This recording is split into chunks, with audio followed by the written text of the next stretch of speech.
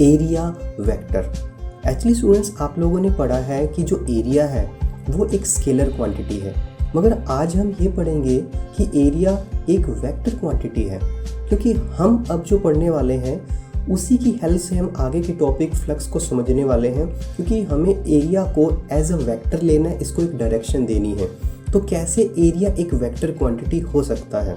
Okay, इसको समझने के लिए हम एक कोऑर्डिनेट सिस्टम मान लेते हैं। हम एक X axis, Y axis, Z axis consider करके आपको एक डायरेक्शन में समझाते हैं कि एरिया को हम वेक्टर किस वजह से बोल रहे हैं। Okay, now let us consider a coordinate system having X axis, Y axis and Z axis.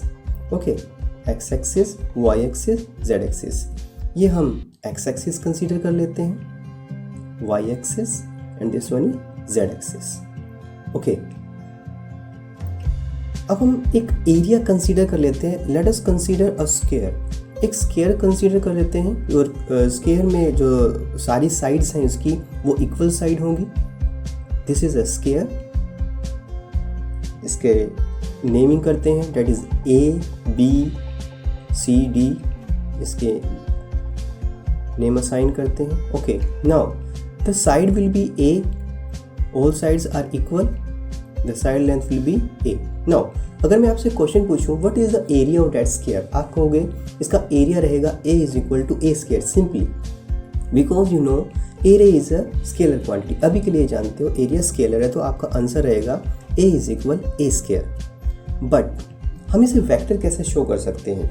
आप लोगों ने 11th क्लास में वेक्टर का चैप्टर पढ़ा है। उसमें जब आप वेक्टर एडिशन भी किया करते थे तो आप ट्रायंगल लॉ और पैरेललोग्राम लॉ यूज़ किया करते थे। उसमें ट्रायंगल की साइड को भी वेक्टर कंसीडर करते थे और पैरेललोग्राम में भी साइड्स को एक वेक्टर कंसीडर करते थे। अभी क्योंकि जो ए बी है उसकी भी एक डायरेक्शन है और जो बी सी है उसकी भी एक डायरेक्शन है, तो हम इसे एज अ वेक्टर कंसीडर कर सकते हैं। तो जो ए बी साइड है ये भी एक वेक्टर है क्योंकि इसके पास डायरेक्शन है, तो ए बी वेक्टर है।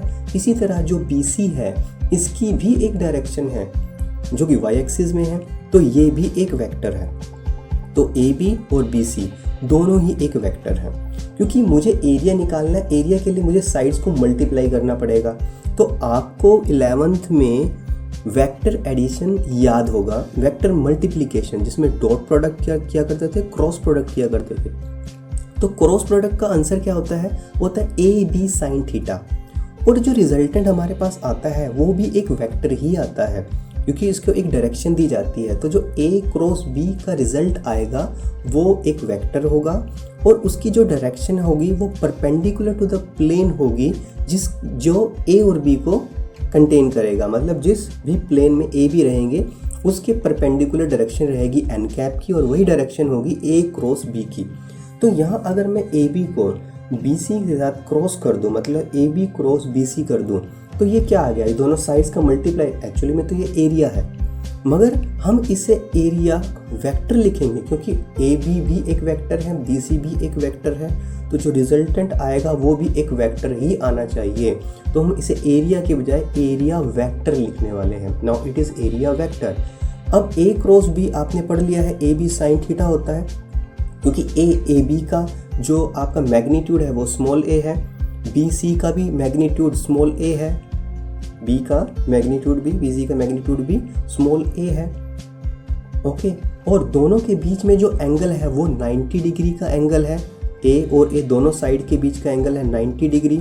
और साथ बात करते हैं डायरेक्शन की, क्योंकि जो डायरेक्शन होगी वो एक्स वाई प्लेन के परपेंडिकुलर होनी चाहिए, जो कि होगी जेड एक्सिस, जो कि कौन सी होगी? Z axis. और जेड एक्सिस की डायरेक्शन को आप किससे रिप्रेजेंट करते हो? के कैप से। तो इसकी डायरेक्शन आनी चाहिए के कैप। तो क्योंकि डायरेक्शन आ गई तो एरिया क्या हो गया? ए स्क्वायर के कैप। तो it is a vector. Also दूसरी डायरेक्शन भी पॉसिबल है, आप माइनस जेड एक्सिस भी ले सकते थे, तो ए स्क्वायर माइनस के कैप होनी चाहिए परपेंडिकुलर। ओके, तो ये दोनों की दोनों साइड, दोनों की दोनों डायरेक्शन पॉसिबल है। तो आप ये कह सकते हो एरिया एक वेक्टर क्वांटिटी होती है, और जो एरिया वेक्टर की डायरेक्शन आती है इट इज़ परपेंडिकुलर। ये जो एरिया वेक्टर हमारे पास आ चुका है ये परपेंडिकुलर होगा to the plane of the surface. किसका सरफेस? एरिया का जो सरफेस आएगा उसके perpendicular. Direction of area vector is perpendicular to plane surface. Perpendicular to plane surface means it has a direction. तो एरिया के पास डायरेक्शन है तो हम कह सकते हैं एरिया एक वेक्टर क्वांटिटी है। एरिया